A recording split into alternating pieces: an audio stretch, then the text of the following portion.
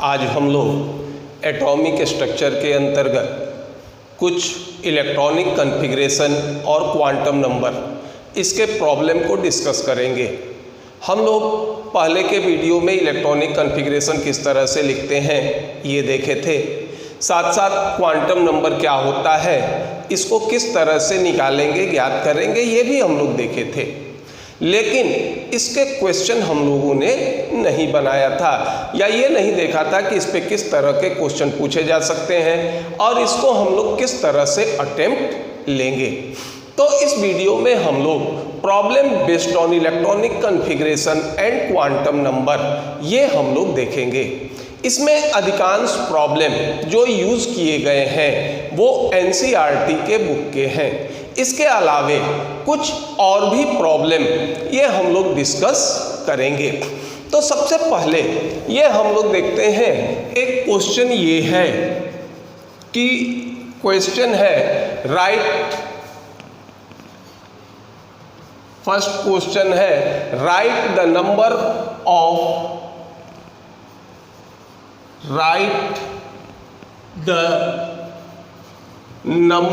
Of elements whose, ऐसे करते हैं, right the atomic number of elements whose outermost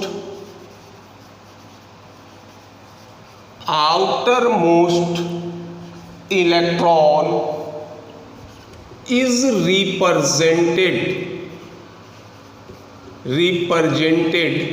by, पहला ये दे रहा है 3s1, दूसरा दे रहा है 2p3 और तीसरा दे रहा है 3d6। ये कहता है कि उस एलिमेंट का इलेक्ट्रॉनिक कॉन्फ़िगरेशन लिखिए जिसके आउटर मोस्ट इलेक्ट्रॉन का रिप्रेजेंटेशन हो 3s1, 2p3 और 3d6। अब ये है कि अगर मान लो 3s में अगर इलेक्ट्रॉन है तो इसके पहले जो भी ऑर्बिटल ऐसे होंगे जिनका एनर्जी 3s से कम होगा वो सारे भर जाएंगे। मान लीजिए ये एलिमेंट सपोज करो x है तो इसका कॉन्फ़िगरेशन हो जाएगा 1s2, 2s2, 2p6। अब 3s से लोअर एनर्जी इन तीन ऑर्बिटल का है तो 3s में इलेक्ट्रॉन जाने के पहले इस तीनों ऑर्बिटल में इलेक्ट्रॉन भर जाएंगे और इसके बाद हो जाएगा आपका 3s1। अब नंबर ऑफ इलेक्ट्रॉन क्या हो गया, 2, 2, 4, 6, 10 और 11। तो ये हो जाएगा क्या, एटॉमिक नंबर होगा 11। यानी जिस एलिमेंट के आउटर मोस्ट इलेक्ट्रॉनिक कॉन्फ़िगरेशन का रिप्रेजेंटेशन 3s1 होगा उसका एटॉमिक नंबर होगा 11। मान लो ठीक उसी तरह y। अब देखिए 1s2, 2s2, अब इसके बाद सीधा आ जाता है क्या, 2p3। यानी अगर मान लो ये एलिमेंट हम y मान लेते हैं जिसके आउटर इलेक्ट्रॉनिक कॉन्फ़िगरेशन हो 2p3, तो एटॉमिक नंबर कितना हो गया, 3, 2, 5 और 2, 7। तो इसका एटॉमिक नंबर हो जाएगा कितना, 7। और तीसरे केस में मान लो हम ये मान लेते हैं कि इसका एटॉमिक नंबर है, काउंट करें तो एलिमेंट हो गया Z, ये हो गया हमारा आउटर मोस्ट इलेक्ट्रॉन का रिप्रेजेंटेशन हो गया 3d6। यानी इसके पहले जो ऑर्बिटल है ये होगा 1s2, 2s2, 2p6, 3s2, 3p6, इसके बाद हो जाएंगे 4s2, अब आएगा क्या, 3d6। और ये काउंट करो, 2, 2, 4, 6, 10, 2, 12, 6, 18, 2, 20, 6, 26 और इसका एटॉमिक नंबर हो जाएगा कितना, 26। तो जिसके आउटर मोस्ट इलेक्ट्रॉनिक कॉन्फ़िगरेशन हो जाएगा 3s1, एटॉमिक नंबर हो जाएगा 11, 2p3 एटॉमिक नंबर 7 और 3d6 ये हो जाएगा क्या आपका, ये हो जाएगा एटॉमिक नंबर 26। देखो एक और क्वेश्चन देखते हैं, ये भी क्वेश्चन आपके एनसीईआरटी का है। तो ये कहता है, क्वेश्चन ये है कि what is the lowest value lowest value of n that allow g orbital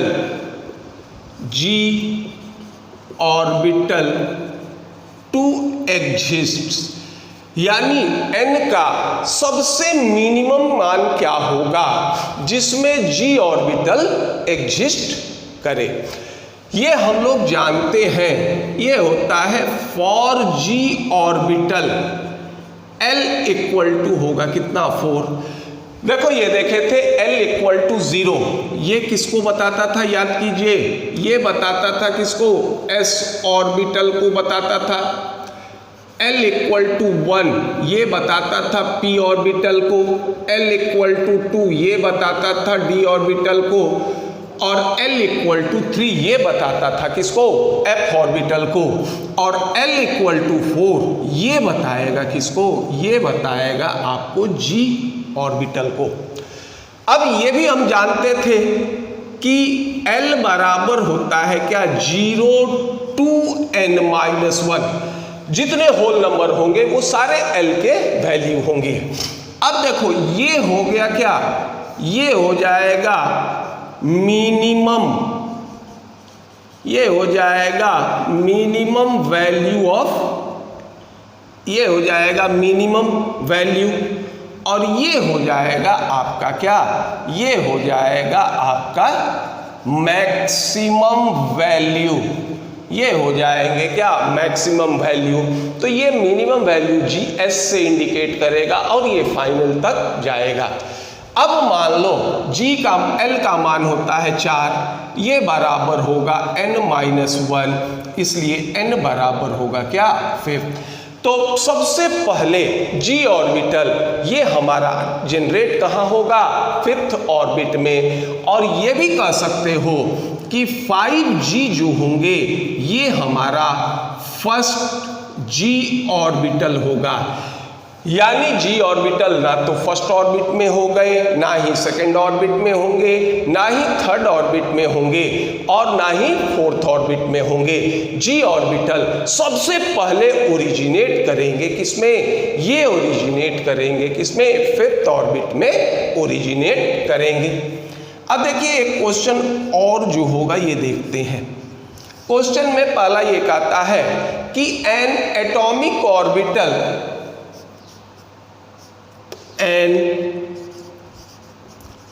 atomic orbital has n equal to 3. What is the value of, what is the value of L and M? ये कहता है कि कोई atomic orbital है जिसके लिए n का मान कितना है 3, तो आपको L और m का मान लिखना है। देखो n बराबर हो गया क्या 3, तो L बराबर हमने क्या लिखा था 0 to n-1, तो L बराबर क्या हो जाएगा, एक तो 0 हो जाएगा, दूसरा होगा L इक्वल टू 1 हो जाएगा, और तीसरा हो जाएगा L इक्वल टू 2।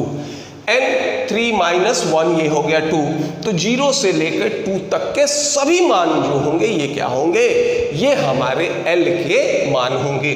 तो n का मान अगर 3 होगा तो L के 3 मान होंगे 0, 1 और 2। अब देखो ये हमने देखा था, याद करो m बराबर क्या होता था, -L 2 + L इंक्लूडिंग 0, यानी m बराबर होता था -L 2 + L साथ में 0। तो L का मान 0 होगा तो m बराबर भी क्या हो जाएगा, सिर्फ एक वैल्यू होंगे 0। अगर L का मान 1 होगा तो m हो जाएगा -1 0, और ये होंगे +1। और अगर L का मान 2 होता है तो M बराबर होगा -2, -1, 0, +1 और +2। और इस तरह से M के इसमें L बराबर 2 तो M के 5 मान होंगे, L बराबर 1 तो इसके क्या होंगे, M के 3 मान होंगे, और L बराबर 0 तो M जो होंगे इसके क्या होंगे, ये 1 मान होंगे। और इस तरह से हम लोग इसका आंसर दे सकते हैं। पहले इसको नोट डाउन कर लीजिए, फिर हम और क्वेश्चंस देखते हैं। अब इसी तरह के और भी क्वेश्चन देखते हैं कि कितने पॉसिबल क्वेश्चन हो सकते हैं। ये सारे क्वेश्चन आपको एनसीईआरटी बुक के हैं, इनमें हम लोग कुछ अदर क्वेश्चन भी यूज करेंगे। इसी में देखो एक क्वेश्चन ये भी है, क्वेश्चन ये कहता है कि list the quantum number, list the quantum number M and L for electron in 3D orbital. यानी अगर इलेक्ट्रॉन 3D ऑर्बिटल में है तो इसके लिए M और L का मान ज्ञात कीजिए। देखो ये हो गया 3D ऑर्बिटल। तो हमने ये कहा था कि जब भी कोई ऑर्बिट लिखते हैं तो इसके बाईं तरफ जो भी संख्या होगा वो n के मान को बतलाएगा। तो 3D में बाईं तरफ 3 लिखा हुआ है तो n का मान हो गया कितना, 3। अब दूसरा देखो, ये अभी हमने कहा था कि अगर L का मान 0 होता है तो ये s ऑर्बिटल को बताएगा, 1 होगा तो p ऑर्बिटल को, और 2 होगा तो d ऑर्बिटल को। तो ये हो गया, d है तो L का मान क्या हो गया, 2। तो 3D को ये भी रिप्रेजेंट कर सकते हैं n = 3, L = 2, और L = 2 होगा तो M बराबर क्या होते हैं, -L2 + L साथ में 0। तो ये होंगे -2, -1, 0, +1 और +2। ये वैल्यू हो जाएंगे किसके, M और L के। देखिए एक क्वेश्चन ये भी है, ये भी क्वेश्चन अच्छे क्वेश्चन में आता है। ये क्वेश्चन कहता है कि विच ऑफ द फॉलोइंग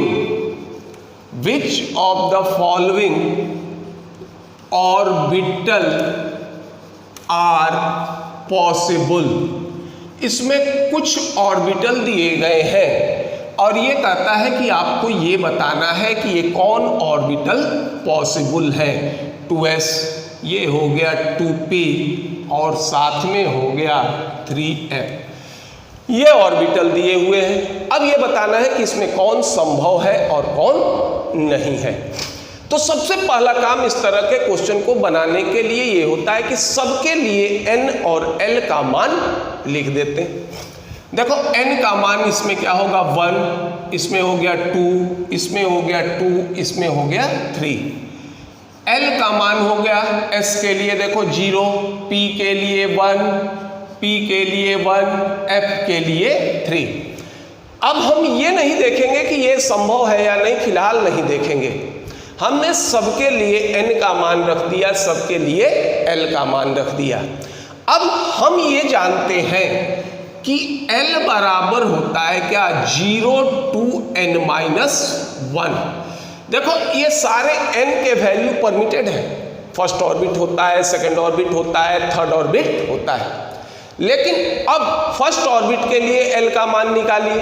अगर मान लो फर्स्ट ऑर्बिट के लिए L के मान में अगर 1 होगा तो ये परमिट होगा, अगर नहीं होगा तो ये परमिट नहीं होगा।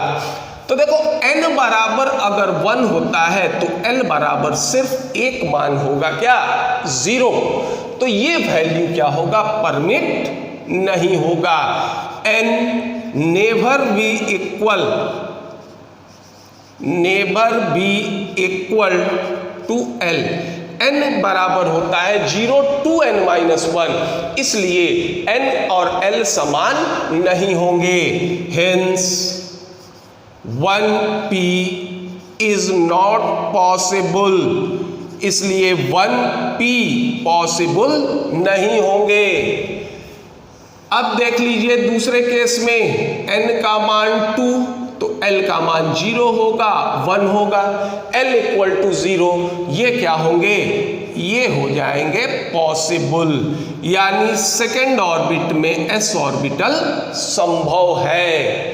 अब फिर इसी के लिए देखिए, फिर यही हो गया n इक्वल टू 2, l बराबर 0 और l बराबर 1, तो l के दो मान होंगे, ये हो गया 0 और 1, ये 1 हमारा क्या होगा, पॉसिबल है, तो ये भी हो जाएगा क्या, पॉसिबल, यानी सेकेंड ऑर्बिट में p ऑर्बिटल संभव है। फिर यहाँ ये क्या होगा, ये होगा n never be equal, never be equal to l, n और l समान नहीं होंगे, इसलिए 3f इज नॉट पॉसिबल, इसलिए 3f जो होंगे ये क्या होंगे, ये संभव नहीं होंगे, 3f जो होंगे ये संभव नहीं होंगे।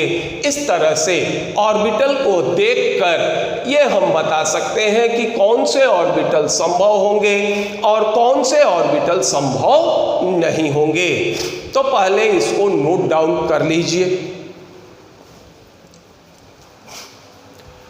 इसी तरह के एक क्वेश्चन का एक एक्सटेंशन ये भी होता है कि इलेक्ट्रॉन के चारों क्वांटम संख्या का मान दिया जाता है और ये कहा जाता है कि बताइए कौन सा मान या क्वांटम संख्या का कौन सा सेट परमिट करता है और कौन सा सेट परमिट नहीं करता है।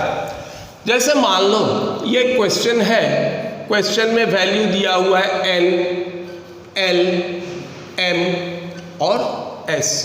देखिए पहला मान है n equal to 0, l equal to 0, m equal to 0, s equal to plus half. दूसरा ये है 1, 0, 0 माइनस हाफ। तीसरा ये है 1, 1, 1, 1 माइनस 0 प्लस हाफ। चौथा वैल्यू है 2, 1, 0 माइनस हाफ और पांचवें का मान ये है, ये आपका है 3, 3 माइनस 3 प्लस हाफ। ये देखिए ये आपको 5 जो होगा ये क्वांटम संख्या का सेट दिया हुआ है। ये कहता है कि बताइए कौन परमिट है या कौन वैल्यू संभव है और कौन सा वैल्यू संभव नहीं है। अब देखो n इंडिकेट करता है किसको, ये इंडिकेट करता है, पहले में देखिए नंबर ऑफ ऑर्बिट को इंडिकेट करता था और n बराबर होगा 1, 2, 3 सो ऑन फ्रॉम इंफिनिटी। अब पहले में देखिए n का मान क्या हो गया, 0, तो value of n is equal to 0। It never be possible, n का मान शून्य नहीं हो सकता, इसलिए क्वांटम नंबर का पहला सेट पॉसिबल नहीं होगा।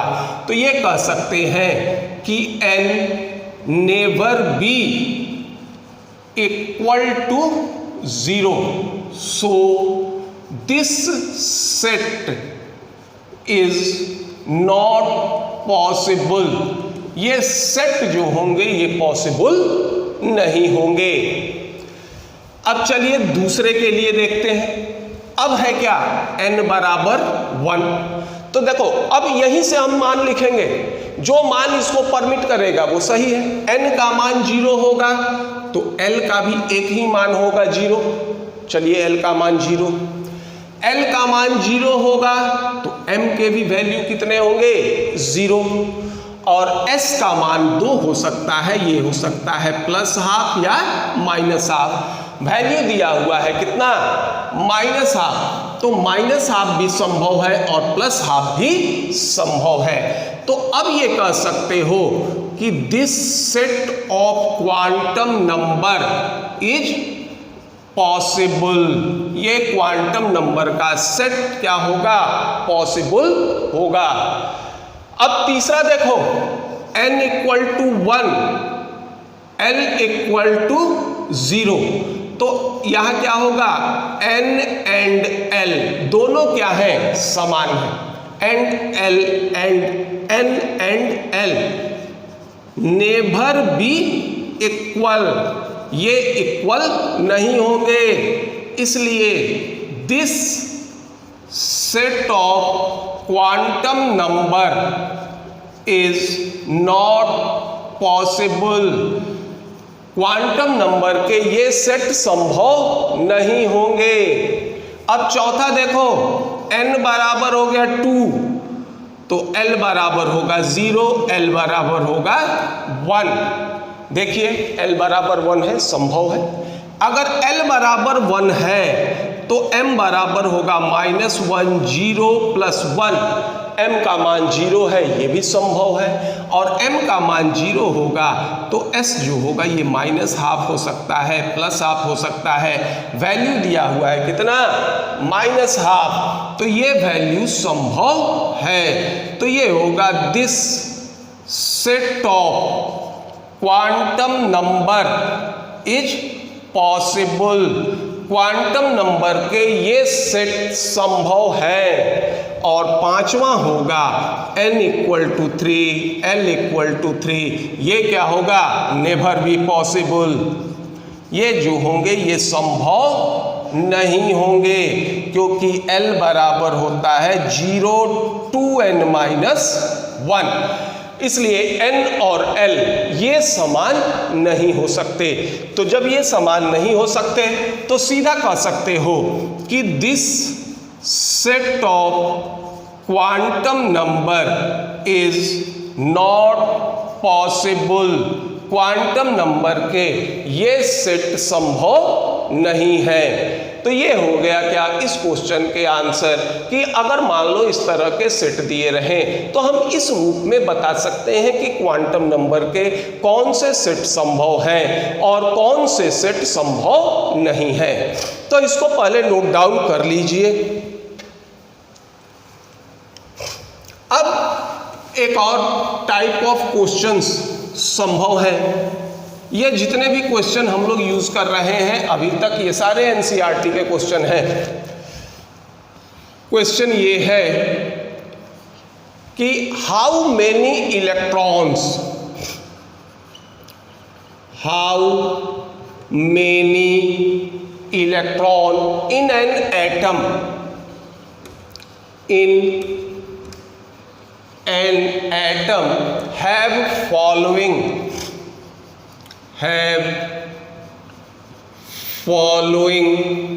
quantum number। पहला दिया है n equal to 4, s equal to -½ और दूसरा दिया हुआ है n equal to 3, l equal to 0। कहता है कि दो क्वांटम नंबर दिया है n और s, और ये कहता है कि बताइए कि इसमें कितने इलेक्ट्रॉन इस तरह के संभव होंगे जिसके लिए n का मान 4 होगा और s का मान -½ होगा। तो देखो ये बताता है क्या, नंबर ऑफ ऑर्बिट को। तो 4th ऑर्बिट में ये हो जाएंगे, देखिए मैक्सिमम नंबर ऑफ इलेक्ट्रॉन, ये बराबर होता है 2n², यानी 2 × 4²। इसका मतलब हो गया कि n इक्वल टू 4 होगा तो इसमें रहेंगे कितने, 32 इलेक्ट्रॉन। अब देखो इसके स्पिन पे जाओ। इलेक्ट्रॉन का स्पिन दो तरह का होता है, एक होता है क्लॉकवाइज और दूसरा होता है एंटी क्लॉकवाइज। तो आधे का स्पिन होता है क्लॉकवाइज और आधे का स्पिन होगा एंटी क्लॉकवाइज। तो जब 4th ऑर्बिट में 32 इलेक्ट्रॉन होंगे तो इसमें आधे इलेक्ट्रॉन हो गए क्या, 16 इलेक्ट्रॉन। इसके लिए s का मान हो जाएगा कितना, +½ और आधे हो गए क्या, ये हो जाएंगे 16 इलेक्ट्रॉन्स। इसके लिए s का मान हो जाएगा -½ यानी 16 इलेक्ट्रॉन ऐसे होंगे जिनके लिए n का मान 4 होगा और l का मान -½ होगा। अब दूसरा देखो, n = 3, l = 0। l = 0 बताता है कि तो s ऑर्बिटल को, तो n = 3, l = 0, ये हो गया क्या 3s orbital.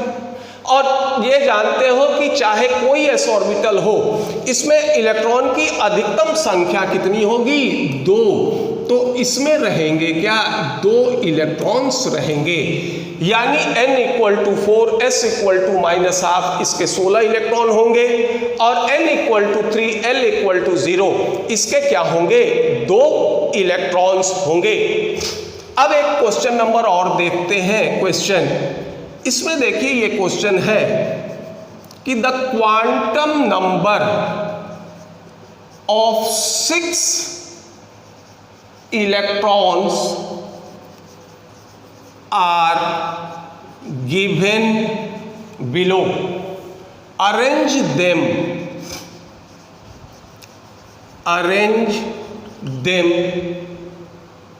in order of increasing energy। यानी 6 इलेक्ट्रॉन के लिए ये आपको दिया है n, l, m और s का मान दिया है। अब इसको इंक्रीजिंग ऑर्डर ऑफ एनर्जी में इंडिकेट करना है। पहले के लिए है 4, 2, -2, -½ दूसरे के लिए देखो ये है 3, 2, -1 +½ तीसरे के लिए है 4, 1, 0, 4, 1, 0 +½ चौथे के लिए आपका है 3, 2, -2, -½ पांचवें के लिए है 3, 1, -1 +½ और छठे के लिए है 4, 1, 0 ये हो गया +½ अब देखो, अब एक तो ये कहे थे कि अगर 4 क्वांटम नंबर है तो 4 तरह के एनर्जी होते हैं, लेकिन हम जो इलेक्ट्रॉनिक कॉन्फ़िगरेशन लिखते हैं या ऑर्बिटल लिखते हैं उसमें 2 ही क्वांटम नंबर यूज करते हैं, एक होता है n और दूसरा होता है l। बाकी अदर क्वांटम नंबर के एनर्जी को हम लोग समान मान लेते हैं। तो यहाँ भी अगर मान लो ऑर्बिटल की एनर्जी को अगर इंडिकेट करना है तो पहले तो हम ऑर्बिटल पकड़ लें। अगर ऑर्बिटल आ जाएगा तो या तो तुम इस पे अबाउ प्रिंसिपल लागू करके जो होगा इसकी एनर्जी को बता सकते हो, या फिर आप ऑर्बिटल देखकर भी जो होगा ये बता सकते हैं। देखिए n = 4, l = 2 ये हो जाएगा क्या 4d ऑर्बिटल को इंडिकेट करेगा। इसके बाद देखिए n = 3, l = 2 ये बताएगा आपको, देखिए 3d ऑर्बिटल को। n = 4, l = 1 ये होगा 4s। n = 3, l = 2 ये फिर बता देगा 3d। n = 3, l = 1 ये बता देगा क्या आपको 4 ये हो जाएगा क्या n = 3, l = 1 ये हो जाएगा आपका 3s और ये हो जाएगा आपका 4s। अब इसको अरेंज करना है तो देखिए अब यहीं पर जो होगा ये हम इंडिकेट कर दे रहे हैं। देखो अबाउ प्रिंसिपल लागू कर लो, ये हो गया कितना 6, ये हो गया देखिए 5, ये हो गया 5, ये हो गया 5, ये हो गया 4, ये हो गया 5। अब देखो सबसे कम क्या है 4, ठीक, तो सबसे लोअर हो जाएगा क्या 3s, ठीक। उसके बाद देखिए 4 का जो होगा ये क्या है n + l समान है, तो n का मान देखो ये इसका हो गया समान, इसका हो गया समान, इसका हो गया समान और इसका हो गया समान। अब देखिए ये भी हो गया 3d, ये भी हो गया 3d। इसके बाद आ जाएगा आपका 3d, ये दोनों बराबर हो गए। अब इसके बाद देखिए हमने क्या क्या किया, इसको काउंट कर लिया, 3D को काउंट कर लिया, इसको काउंट कर लिया। अब ये दोनों बचे हैं, देखो दोनों है हमारा क्या, ये हो जाएगा 4s, ये 4s होंगे तो 4 और 1 5, और ये हो जाएगा 4 और 1 5, n equal to 3, l equal to 2, ये हो जाएगा क्या आपका 3D, ये हो जाएगा आपका 4s। 3s के बाद ये आ जाएंगे आपके, ये आ जाएगा 4s इक्वल टू 4s, और सबसे लास्ट में आएगा क्या, ये हो जाएगा 4D। अब आप इसको अरेंज कर लीजिए, सबसे लोअर एनर्जी किसका होगा, ये हो जाएगा आपका 3s का, सबसे लोअर हो जाएगा 3s, इसके बाद हो जाएंगे क्या 4s, इसके बाद हो जाएंगे क्या 3D, और इसके बाद हो जाएगा क्या आपका, इसके बाद सबसे हाईयर एनर्जी हो जाएगा किसका, ये हो जाएगा 4D का। ये सीक्वेंस होंगे 4D, 3D, 4s और 3s। 3s की एनर्जी सबसे कम होगी, इसके बाद आएगा क्या, ये आएगा 4s, इसके बाद आ जाएगा कितना 3D। सॉरी, एक जो होगा इसमें गड़बड़ हो रहा है, देखिए ये हो गया गलती से, ये हो जाएगा P और ये हो जाएगा P, ये होगा P, ये होगा P, और यही आपका सीक्वेंस हो जाएगा, क्योंकि L इक्वल टू नहीं, n equal to 4, L equal to 1, ये हो गया 4P। यहाँ और यहाँ देखकर मैंने इसको 3s 4s लिख दिया था, ये आपका सीक्वेंस होगा। n equal to 4, L equal to 2, 6, 5, 5, 5, 4 और 5। तो सबसे पहले हो गया क्या, ये हो गया आपका 4। इसके बाद देखो 4 के लिए n प्लस l का मान समान, तो जिसके लिए n का मान क्या है, कम है, तो ये हो गया क्या 3, तो ये हो गया क्या 3D, इसके बाद आएंगे 3D, इसके बाद आएंगे क्या 4P, और सबसे अधिक एनर्जी हो जाएगा किसका, ये हो जाएगा आपका 4D का। इस तरह से हम लोग ऑर्बिटल की एनर्जी भी बतला सकते हैं, इसको नोट डाउन कर लीजिए। अब कुछ क्वेश्चन देखते हैं, ये क्वेश्चन NCERT के नहीं हैं। हम लोग एक इलेक्ट्रॉनिक कॉन्फ़िगरेशन लिखते हैं और इस इलेक्ट्रॉनिक कॉन्फ़िगरेशन से देखते हैं कि हम क्या क्या इंफॉर्मेशन जितना हमने अभी तक पढ़ा है उससे क्या ड्रॉ कर सकते हैं। जैसे मान लो ये है कि ये कहता है कि right the electronic configuration, electronic configuration of Fe26 and what information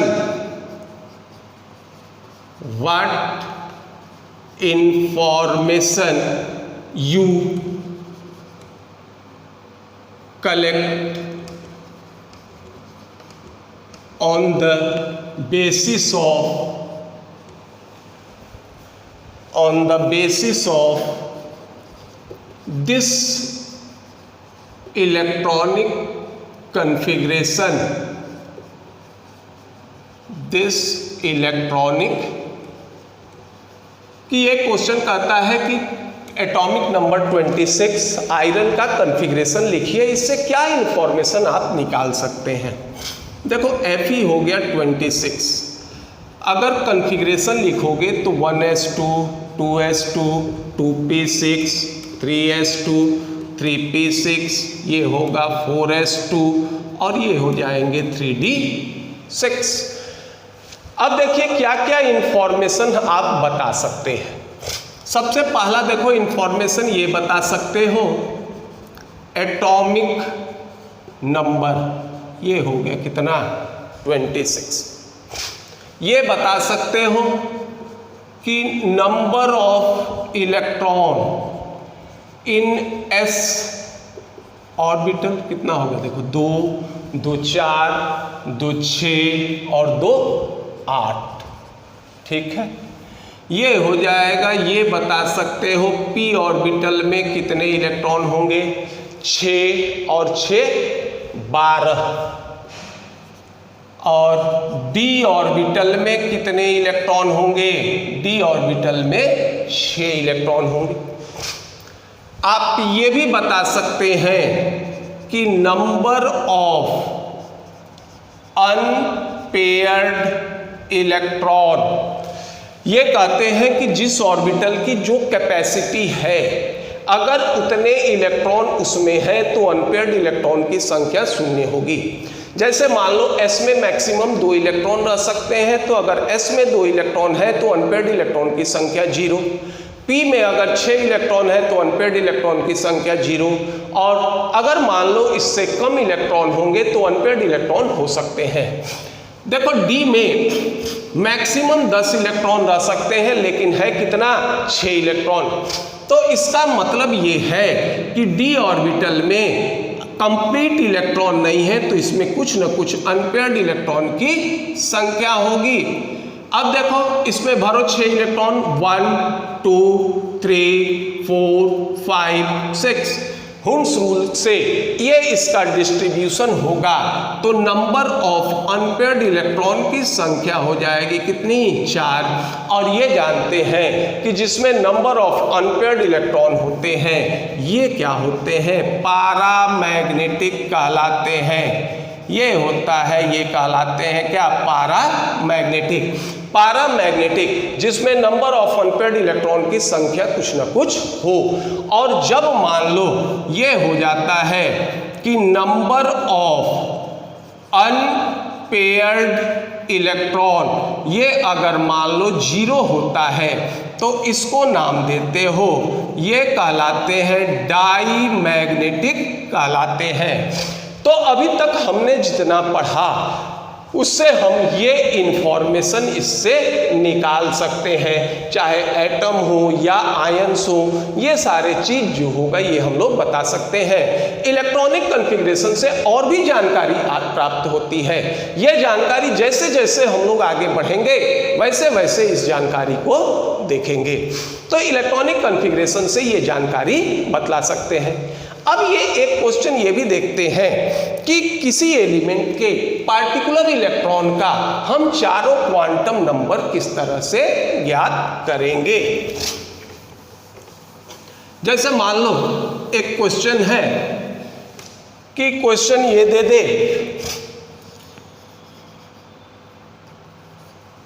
कि find the 23rd electron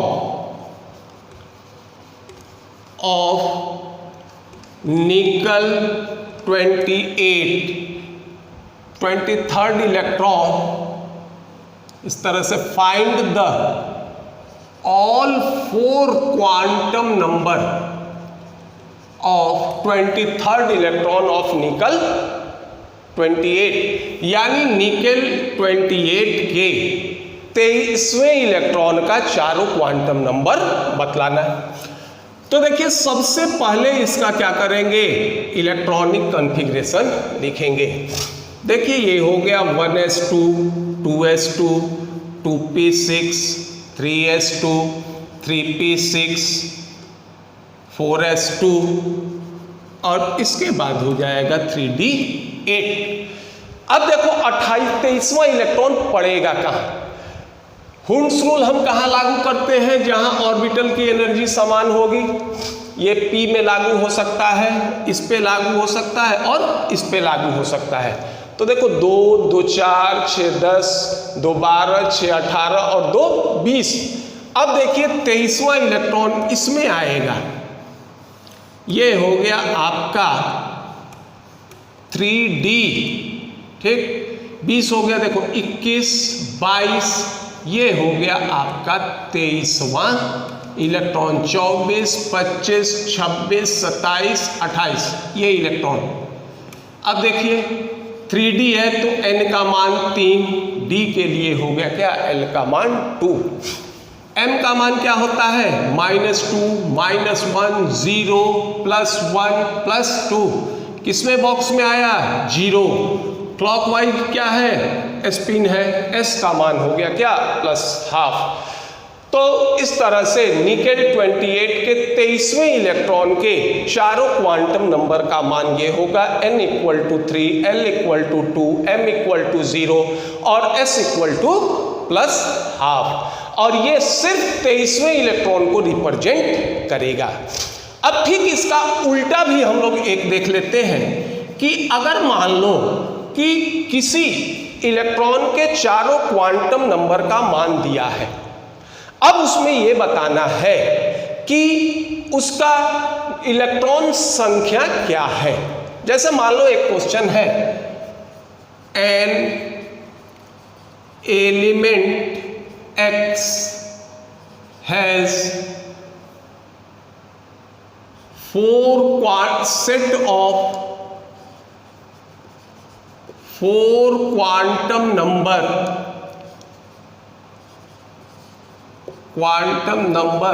of valence of outermost electron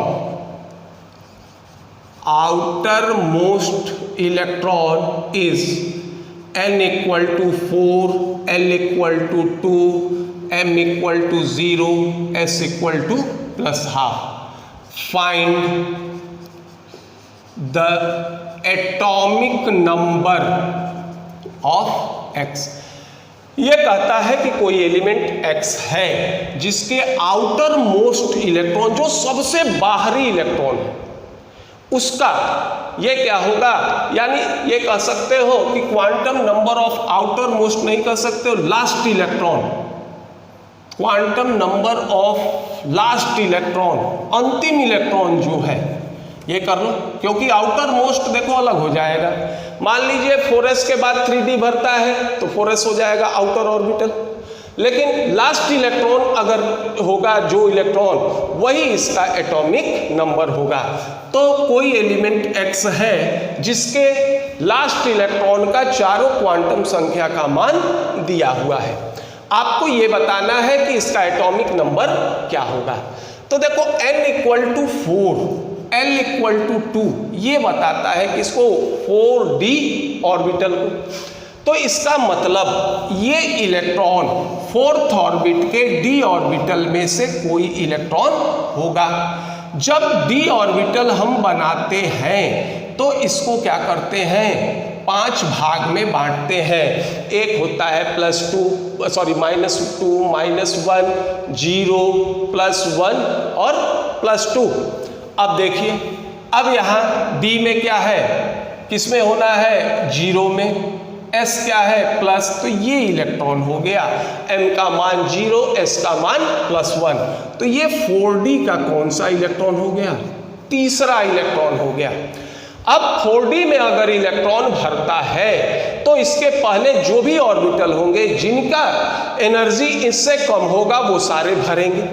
ये हो जाएगा आपका, देखिए 1s2, 2s2, 2p6, 3s2, 3p6, 4s2, 3d10, ये हो जाएगा 4p6, ये हो जाएगा 5s2 और ये हो गए 4d3।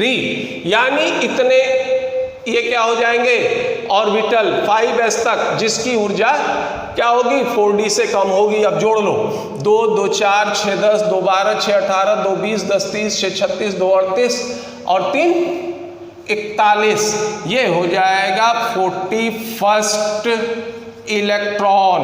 और इसलिए जब लास्ट इलेक्ट्रॉन ये है तो इसका एटॉमिक नंबर हो जाएगा कितना, 41, इसका एटॉमिक नंबर हो जाएगा 41। अब यहाँ देखिए, ये जो हमने यहाँ चेंज किया था कि ये आउटर मोस्ट अगर कहते हो तो आउटर मोस्ट ऑर्बिटल हो जाता क्या हमारा 5s, इसमें का जो होगा एंटी क्लॉकवाइज इलेक्ट्रॉन को इंडिकेट करता, तो ये इसके एटॉमिक नंबर को नहीं बतलाता। लेकिन लास्ट इलेक्ट्रॉन जो होंगे वही हमारा क्या होगा, एटॉमिक नंबर या प्रोटॉन की संख्या या इलेक्ट्रॉन की संख्या को इंडिकेट करेगा। तो इस तरह से हम लोग किसी भी एलिमेंट में किसी पार्टिकुलर इलेक्ट्रॉन का चारों क्वांटम नंबर का मान बता सकते हैं और साथ साथ अगर मान लीजिए चारों क्वांटम संख्या का सेट दिया हो तो उस पार्टिकुलर इलेक्ट्रॉन का भी हम पहचान कर सकते हैं। तो इस तरह से हमने problem based on electronic configuration and quantum number इसके कुछ प्रॉब्लम देखे। अगर आपको ये वीडियो पसंद आए तो आप इसे लाइक कीजिए, सब्सक्राइब कीजिए। धन्यवाद।